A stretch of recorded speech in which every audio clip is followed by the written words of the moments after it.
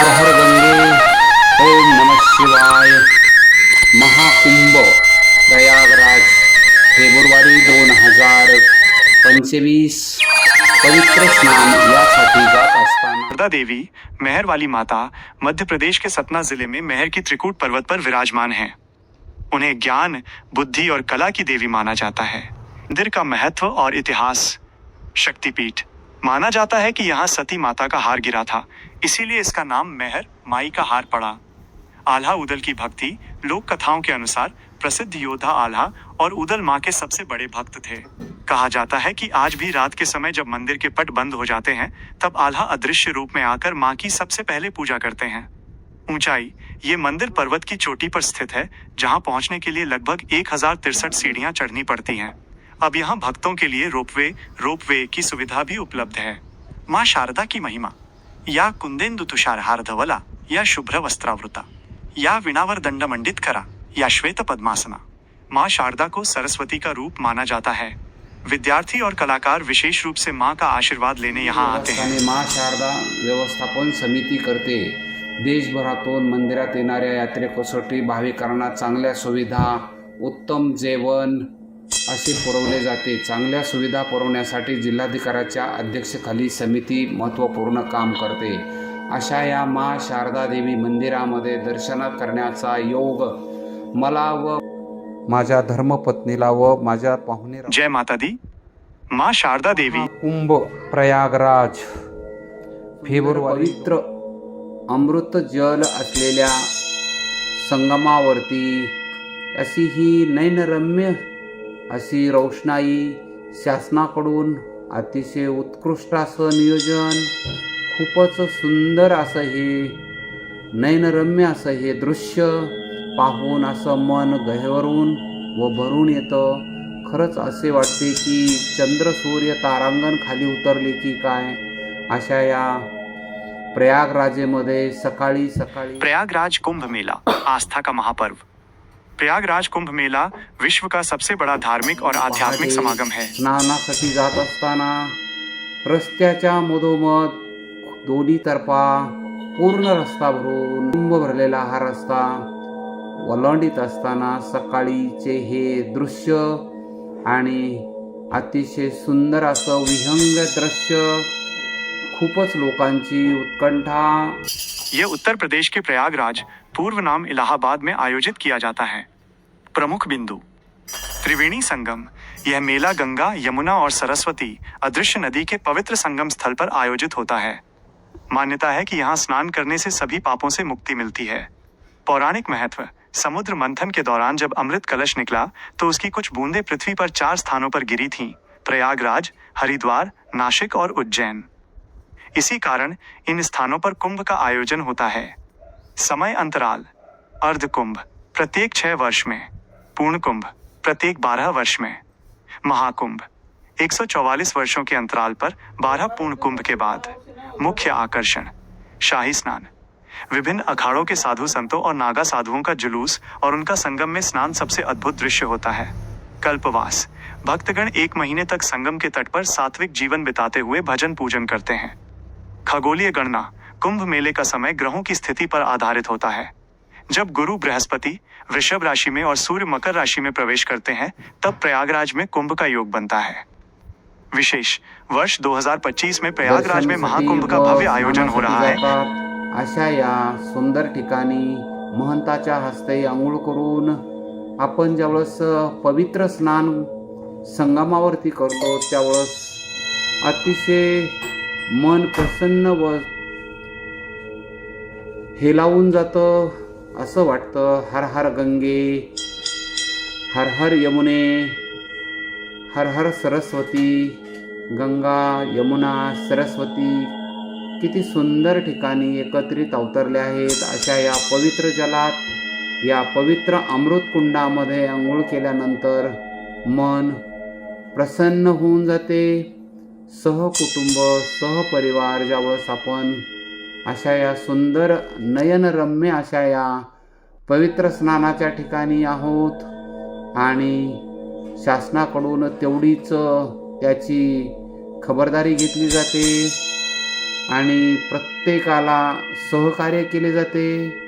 सुंदर असं हे संगमावरचं पवित्र स्नान, जिथे राम, लक्ष्मण, सीता स्वतः तिथे येतात.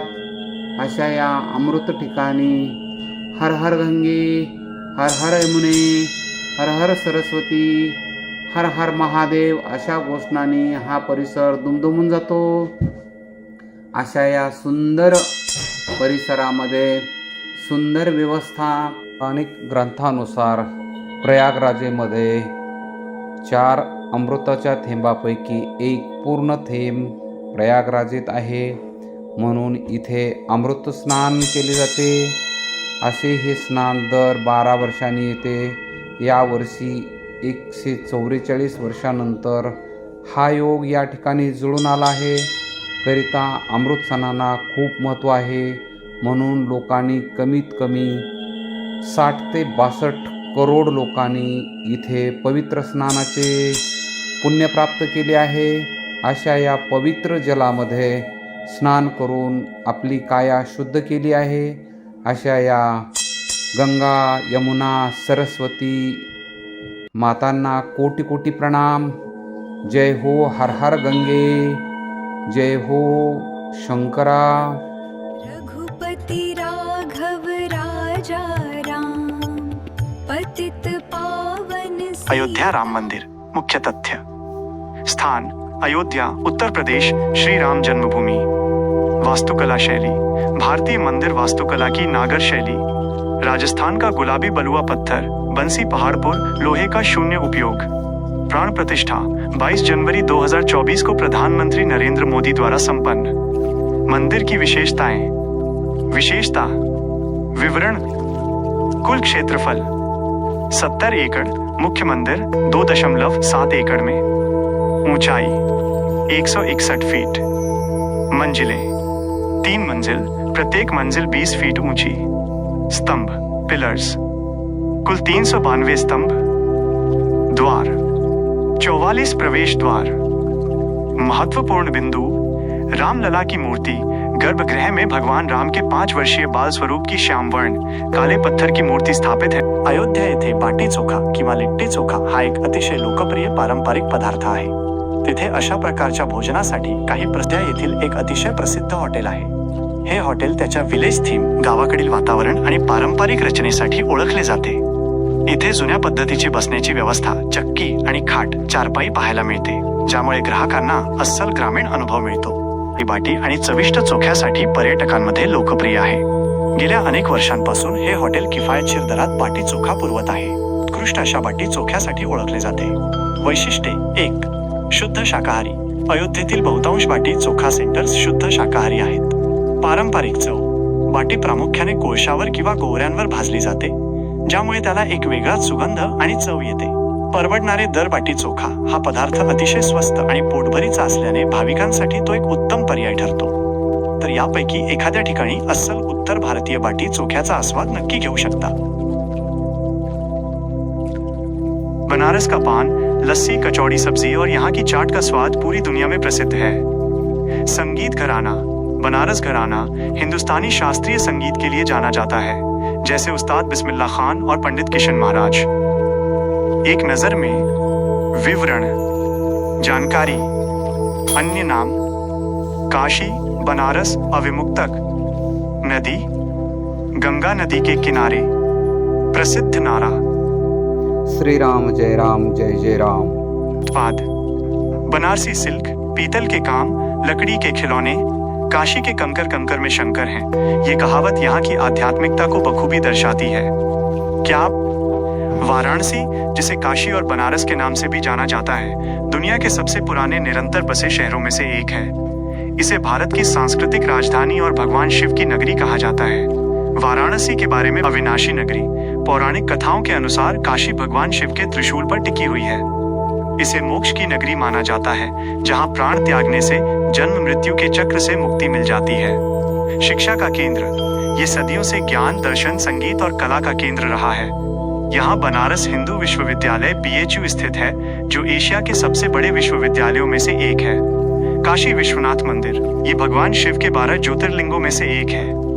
हाल ही में निर्मित काशी विश्वनाथ कॉरिडोर ने इसे और भी भव्य बना दिया है।